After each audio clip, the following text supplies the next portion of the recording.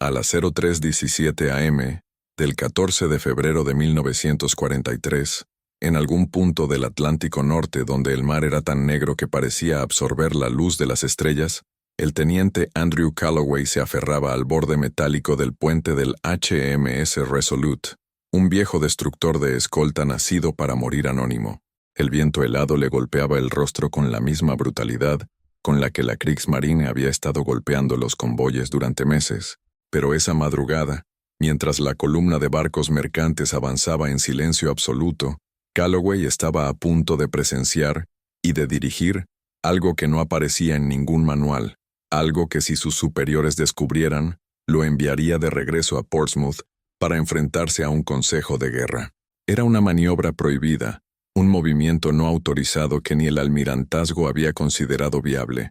Sin embargo, en la mente de Calloway, y en la de otros capitanes que llevaban demasiadas noches sintiendo el aliento de los U-Boots debajo del casco, ya no era una idea temeraria, era la única forma de sobrevivir. Calloway, nacido en Liverpool y formado en una generación de marinos que había visto el Atlántico transformarse en una trampa mortal, servía como oficial táctico en la escolta del convoy HX-221, un corredor de vida entre Halifax y las Islas Británicas. A su alrededor, 15 buques mercantes cargados de trigo, munición, repuestos y piezas de aviación avanzaban con el miedo pegado a las costillas.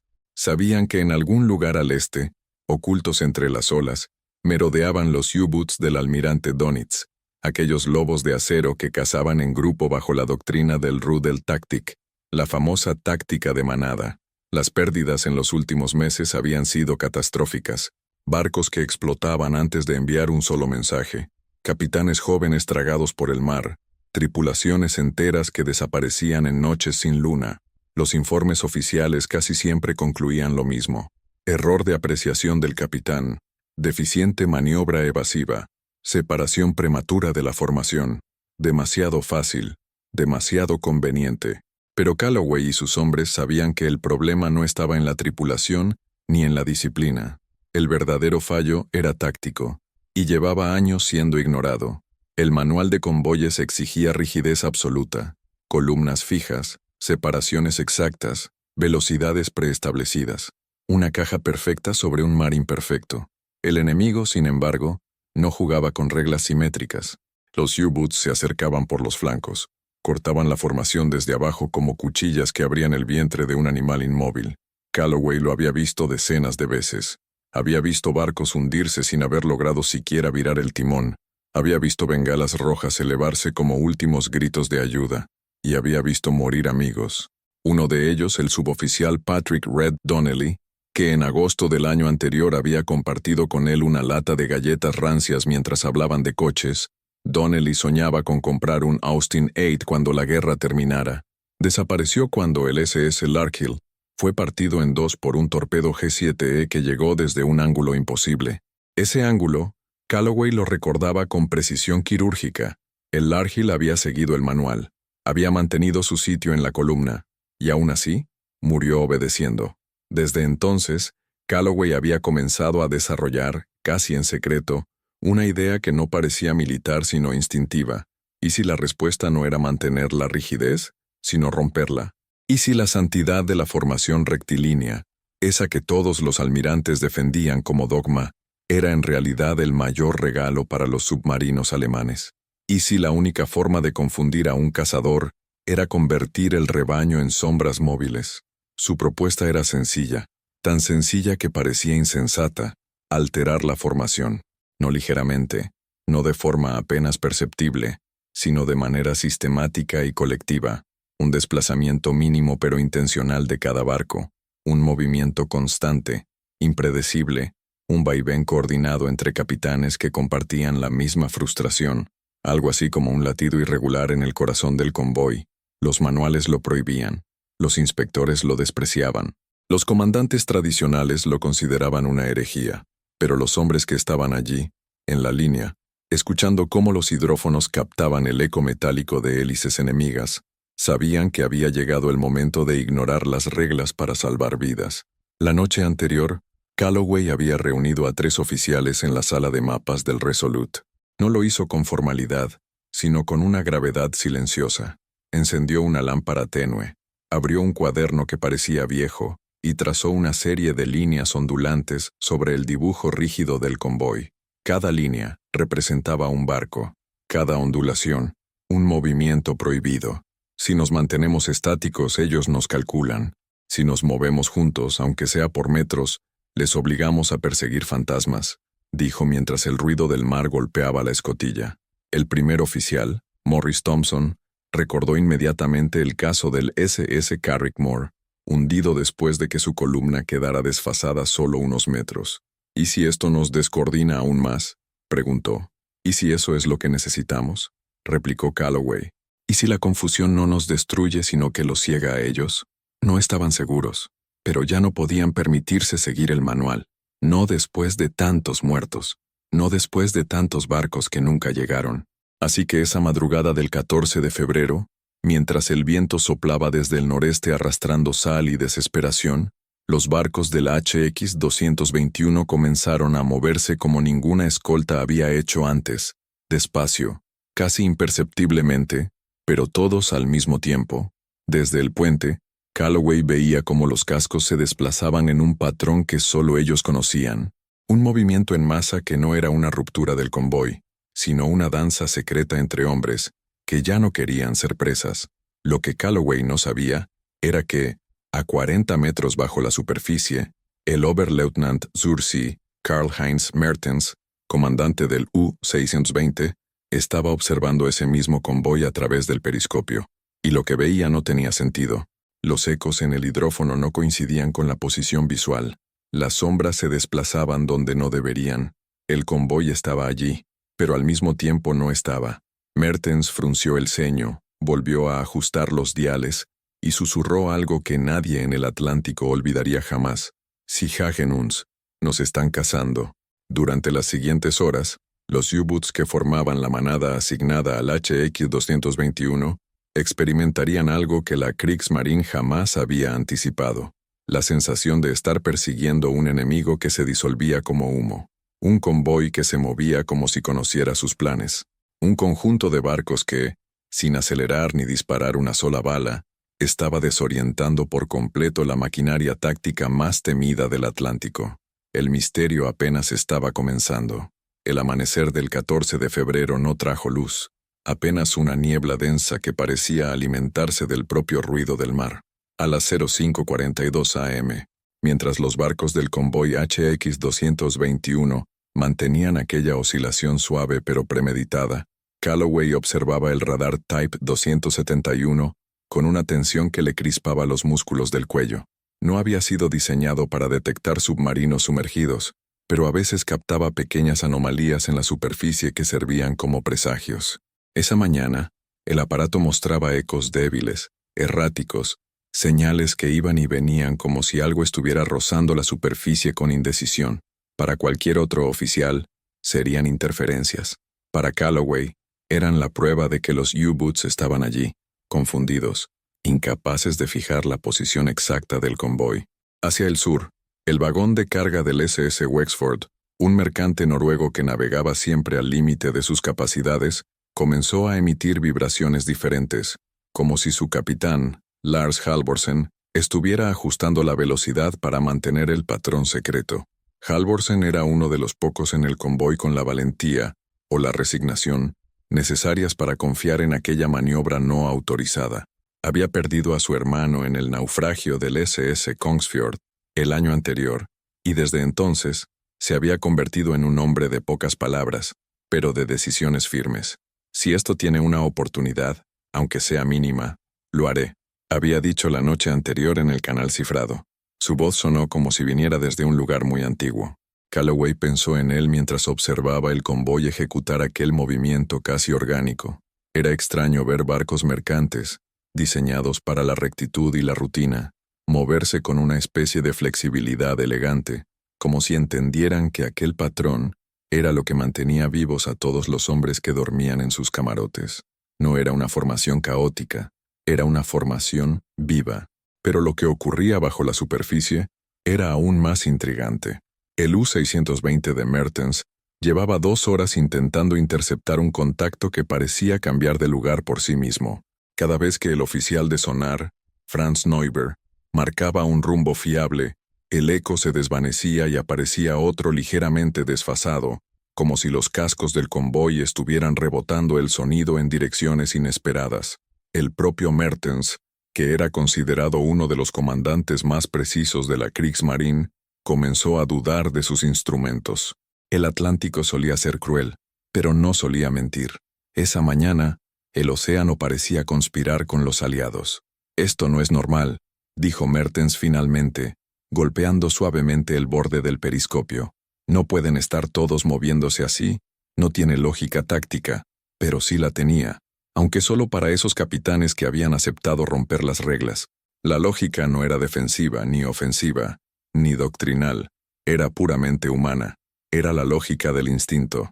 A bordo del HMS Resolute, el suboficial de señales George Mallory observaba el movimiento del convoy desde la escotilla lateral.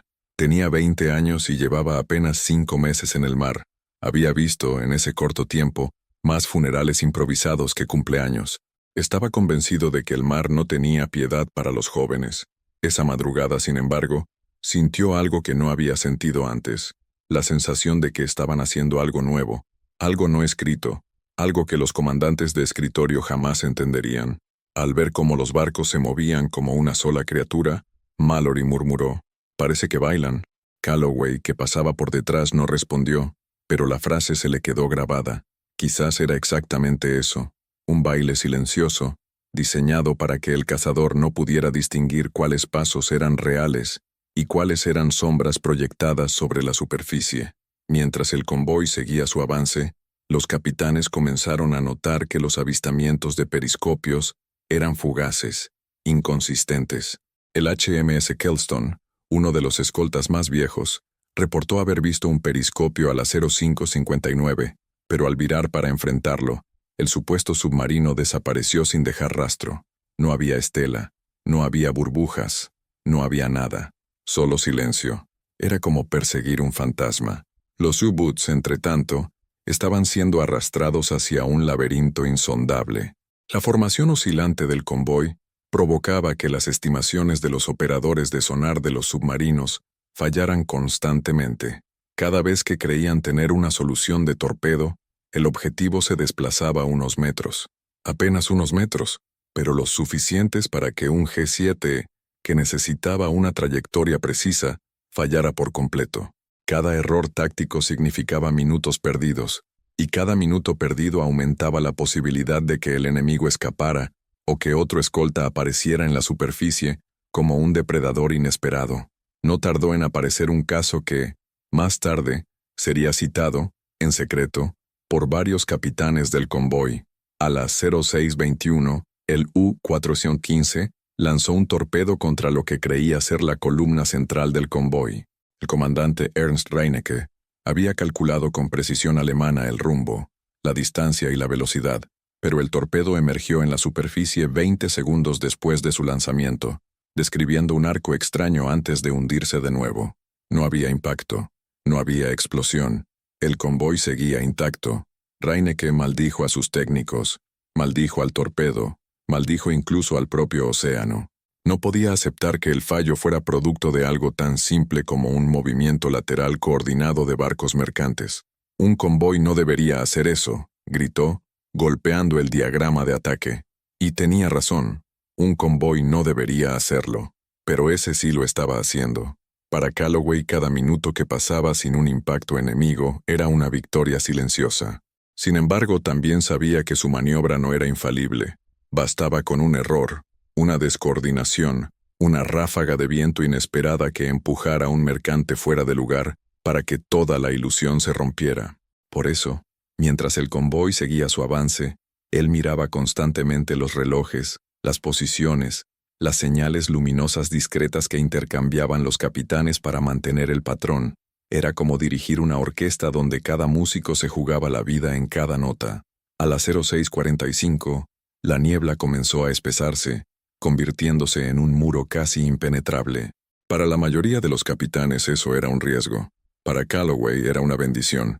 Si los U-Boots ya estaban confundidos por la formación móvil, ahora estarían prácticamente ciegos.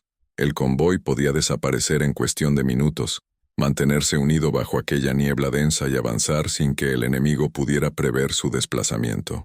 Pero no todos estaban convencidos de que la niebla los protegería. El capitán Roland Mercer del HMS Venomous, uno de los escoltas más experimentados del Atlántico Norte, contactó a Calloway con una nota de advertencia. Si perdemos las referencias visuales entre nosotros, podemos colisionar. Calloway entendió el temor. Una colisión dentro de un convoy podía ser tan mortal como un torpedo, pero también sabía que la única manera de mantener la ilusión que estaban creando era seguir adelante. Si volvemos a la rigidez, respondió tranquilamente, la manada nos verá de inmediato. Mientras discutían, la guerra invisible continuaba bajo el casco. El U-620, todavía incapaz de fijar un objetivo, había comenzado a ascender para obtener una visión directa con el periscopio. Pero al romper la superficie, Mertens se encontró con una escena surrealista. Siluetas deformadas por la niebla, cascos que se desvanecían en la distancia, sombras que parecían moverse sin seguir un patrón convencional. «Esto no es posible», murmuró, pero lo era. Solo que la Kriegsmarine nunca había imaginado que los aliados ignorarían por completo su propio manual. La fricción emocional en la tripulación de los submarinos comenzó a hacerse evidente. Neuber, el operador de sonar, insistía en que los ecos estaban bien. Mertens decía que no. El timonel preguntaba por nuevos rumbos y no recibía respuesta. Era como si el convoy estuviera jugando con ellos, como si supiera exactamente dónde colocar cada barco para crear un espejismo táctico. A las 07:10, mientras el Resolute avanzaba firme entre la neblina, Calloway sintió por primera vez que su plan no solo estaba funcionando, sino que estaba alterando por completo la psicología enemiga. Los U-Boots no estaban cazando, estaban persiguiendo sombras, y lo más extraordinario estaba por venir. A las 07:11 am, cuando la niebla envolvía el Atlántico como si fuera una mano gigantesca cerrándose sobre el convoy, el HMS Resolute comenzó a percibir un cambio sutil en el comportamiento del enemigo. No era un ataque, ni un acercamiento evidente, sino algo más inquietante. Silencio. Un silencio táctico que solo quienes llevaban meses sobreviviendo en aquellas aguas podían interpretar como señal de que los U-Boots estaban reorganizándose, intentando recuperar el equilibrio después de horas persiguiendo ecos que no existían. Calloway sabía que, si la formación prohibida había funcionado más allá de lo previsto, los submarinos ahora estarían desorientados, dudosos, quizá incluso nerviosos. Y en la guerra submarina, la duda era un arma tan poderosa como un torpedo. A las 07:19, llegó un mensaje en código procedente del HMS Kelston. El operador apenas podía creer lo que estaba leyendo. Reporte visual. Periscopio moviéndose en dirección opuesta al convoy. Calloway frunció el ceño. Un periscopio retirándose era extremadamente inusual. Los submarinos atacaban o se escondían. No navegaban deliberadamente en dirección contraria. Aquello sugería una conclusión extraordinaria. Estaban huyendo de una amenaza que creían real. Una amenaza que, en realidad, era solo la consecuencia de una coreografía naval improvisada por hombres desesperados. El capitán Mercer del HMS Venomous, que mantenía su vieja costumbre de examinar el horizonte incluso cuando no podía ver más allá de unos metros, pensó en los últimos meses, en los convoyes masacrados, en las noches en que la Kriegsmarine parecía invencible. Tal vez por primera vez, murmuró levantando los prismáticos inútilmente, somos nosotros quienes los obligamos a retroceder. Era una frase simple, pero para los hombres de la escolta, acostumbrados a ser las presas, no los cazadores, significaba casi un acto de justicia poética. Mientras tanto, bajo el casco del U-620, la tensión aumentaba. Mertens, acorralado por una situación que desafiaba toda doctrina naval conocida, ordenó un viraje hacia el noreste con la intención de reposicionarse y observar el convoy desde otro ángulo. Pero Neuber, el operador de sonar, levantó la voz con una preocupación que ninguno había escuchado antes. «Señor, tenemos múltiples ecos, pero no siguen un patrón coherente». Mertens se acercó al sonar y escuchó el golpeteo rítmico distorsionado casi ilusorio. «No pueden ser tantos barcos», dijo entre dientes. «No hay tantos». Y tenía razón. Pero la niebla y la oscilación controlada de la formación estaban creando reflexiones sonoras que multiplicaban la presencia acústica del convoy, como si cada barco generara 3 o 4 sombras acústicas que se esparcían por el océano. A las 07:26, el U-620 captó lo que parecía ser un contacto sólido y bien definido. Neuber ajustó los diales con manos temblorosas. Aquí, señor, un blanco real. Pero cuando Mertens ordenó emerger ligeramente para confirmar la posición con el periscopio, lo primero que vio fue una gigantesca pared de niebla y un eco de sonido desplazándose hacia el oeste. Cuando la figura de un mercante por fin se insinuó en la distancia, su rumbo no coincidía con ninguno de los cálculos previos. «Están cambiando de posición deliberadamente», susurró. Era la primera vez que pronunciaba lo que nadie en la Kriegsmarine estaba dispuesto a admitir, que el enemigo podía estar empleando una táctica completamente nueva. Mientras el U-620 se debatía en aquella confusión, en la superficie el convoy avanzaba con disciplina silenciosa. Los barcos parecían sombras en un océano de humo, moviéndose como si una inteligencia colectiva guiara cada desplazamiento. Los oficiales de puente intercambiaban señales luminosas breves, apenas perceptibles, para mantener el ritmo de la oscilación. Era sorprendente ver cómo los mercantes, tan distintos entre sí, casco noruego, vapor canadiense, carguero británico, actuaban como una sola unidad, como un organismo marino diseñado para sobrevivir en un entorno hostil. A las 07:41, la niebla comenzó a disiparse en pequeñas grietas de luz pálida, revelando fragmentos del convoy a intervalos irregulares. Este efecto, de barcas apareciendo y desapareciendo en cuestión de segundos, intensificó la sensación de misterio para los U-Boots, que seguían desesperadamente intentando reorganizar su ataque. A bordo del U-415, el capitán Reinecke, aún irritado por el torpedo perdido, observó con incredulidad cómo los barcos que había marcado mentalmente en rutas específicas aparecían ahora en posiciones que no coincidían con ninguna lógica táctica tradicional. «Están deformando su formación», dijo un oficial. Reinecke apretó la mandíbula. «No, la están reinventando». Esa palabra, reinventando, marcaría un antes y un después en los informes de la Kriegsmarine, aunque nunca llegó a escribirse formalmente. Era demasiado humillante admitir que un grupo de escoltas y mercantes, sin órdenes superiores, había creado una táctica capaz de cegar a los lobos del Atlántico. Mientras los submarinos alemanes se perdían en su propia persecución, los hombres del HX-221 empezaron a notar un cambio emocional palpable. Miedo todavía había, pero mezclado con una extraña sensación de triunfo silencioso. No era arrogancia, no era victoria, era algo más profundo. La comprensión de que quizá habían encontrado una forma de quebrar un sistema que durante meses había parecido invencible. A las 08:03, un mensaje breve llegó desde el SS Tredegar Hill, un mercante galés cuyos marineros solían bromear con que su barco era tan viejo que hasta los torpedos lo evitaban. Sin rastro de periscopios desde hace 40 minutos, transmitieron. Para cualquier otro día, 40 minutos sin avistamientos no significaban gran cosa, pero en el corazón del mar de los U-Boots, 40 minutos de silencio significaban que algo radical estaba ocurriendo. Calloway, con las manos aún frías por el viento, miró hacia el este intentando imaginar la frustración del enemigo. Había servido suficiente tiempo para saber que los alemanes confiaban en su precisión casi matemática. Cada ataque era un acto calculado, cada torpedo, una ecuación, cada aproximación, un procedimiento. Pero cuando un enemigo se mueve fuera de las variables esperadas, la ecuación deja de funcionar. Y eso era exactamente lo que estaba viendo. Los submarinos habían perdido su ecuación. A las 08:17, la niebla comenzó a levantarse finalmente, revelando un mar extenso donde el convoy emergía de la bruma como una flota fantasma. Calloway sintió un estremecimiento. Aquel momento parecía sacado de un relato mítico, como si el convoy hubiera sido protegido por una fuerza intangible durante las horas más peligrosas de la noche. En el U-620, el desconcierto se transformó en una especie de resignación amarga. Mertens sabía que no podía acercarse sin arriesgarse a un contraataque de los escoltas. Sus cálculos estaban distorsionados, los ecos eran irreales, las distancias sospechosas.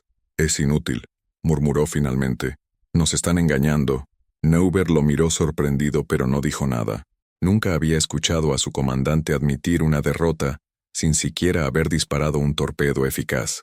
Mientras el convoy continuaba su avance, la niebla detrás de ellos se cerró como si borrara todas las huellas de la maniobra prohibida.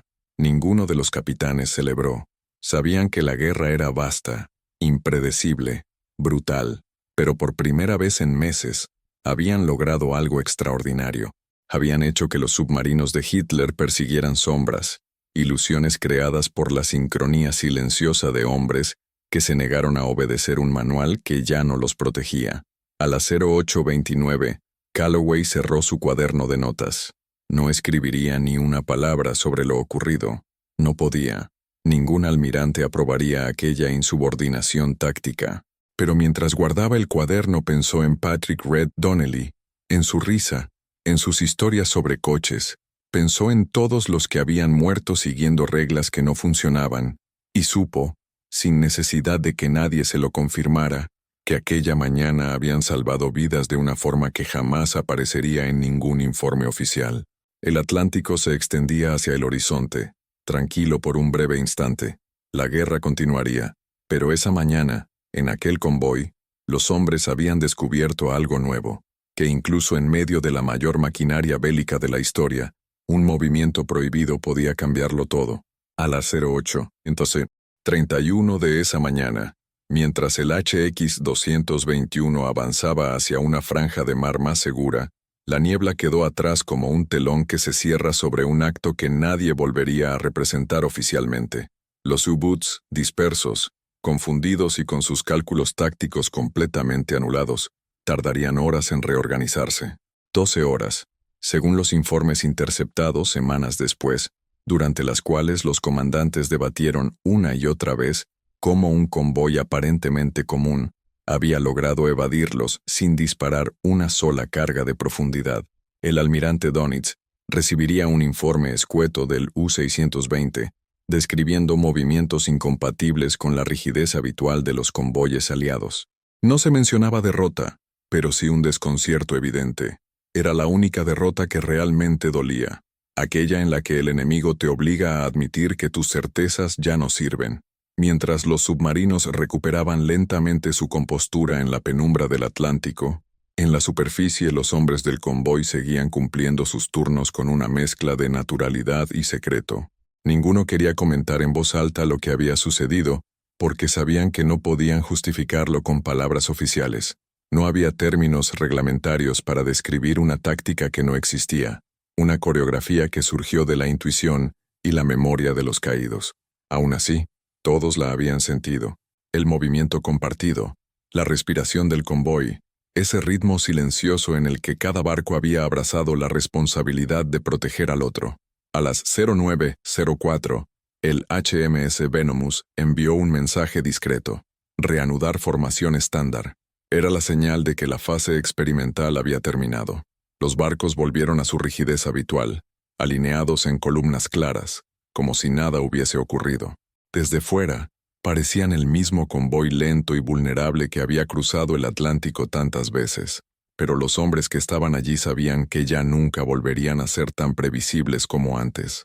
Durante los días siguientes, mientras se acercaban a Irlanda con el viento soplando más cálido y los escoltas adicionales se sumaban desde la costa, comenzaron a circular rumores silenciosos entre los marineros, hombres que habían pasado toda la guerra sintiendo que el mar pertenecía a los lobos alemanes, repetían, casi con incredulidad, que esta vez había sido diferente. Algunos hablaban de suerte, otros de milagro. Ninguno mencionó la oscilación. Ninguno escribió la palabra prohibida en sus diarios. Pero todos recordaron cómo, durante esas 12 horas, el convoy dejó de ser presa para convertirse en un espejismo que los U-Boots no pudieron descifrar. Semanas después, en una oficina gris de Londres, un analista del almirantazgo revisó los informes del HX-221. Vio algo extraño.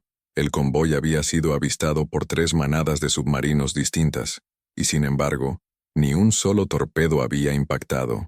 Cifró la anomalía como probable error táctico del enemigo. Ningún oficial superior imaginó que la verdadera razón Estaba en una táctica no autorizada empleada por capitanes cansados de enviar hombres a la muerte, siguiendo un manual desactualizado. El informe quedó archivado sin más comentarios. En Halifax, mientras el convoy se preparaba para su siguiente rotación, algunos capitanes comenzaron a hablar discretamente entre ellos. ¿Seguiremos haciéndolo?, preguntó uno. Solo si nadie mira, respondió otro.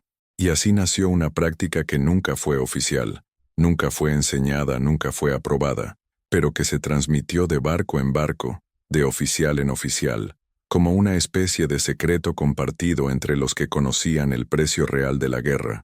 La oscilación mínima, ese movimiento prohibido, comenzó a replicarse en otros convoyes. No siempre funcionaba, no siempre era perfecta, pero cada vez que un submarino fallaba su cálculo por unos metros, los hombres que sobrevivían sabían que aquella idea nacida en la desesperación estaba salvando vidas. Calloway, sin embargo, no hablaba del tema, ni siquiera cuando los escoltas regresaron a Portsmouth y los barcos se dispersaron. Pasó sus últimos meses de servicio manteniendo la misma discreción que había mostrado aquella noche. Nunca reclamó mérito, ni intentó registrarlo en ningún informe. Sabía que la historia se escribía con nombres de almirantes y con decisiones tomadas en oficinas, no en puentes helados donde hombres anónimos improvisaban para sobrevivir. Cuando la guerra terminó, volvió a Liverpool. Abrió un pequeño taller mecánico y llevó una vida tranquila. Cada 14 de febrero se quedaba unos minutos en silencio frente a su banco de herramientas, recordando a Donnelly, Halvorsen, Mallory y tantos otros. Nunca dijo por qué, pero quienes lo conocían intuían que esas horas en el Atlántico lo habían marcado para siempre. En los años posteriores, algunos historiadores especializados en guerra naval detectaron patrones curiosos en ciertos convoyes que parecían haber evadido ataques de forma inexplicable.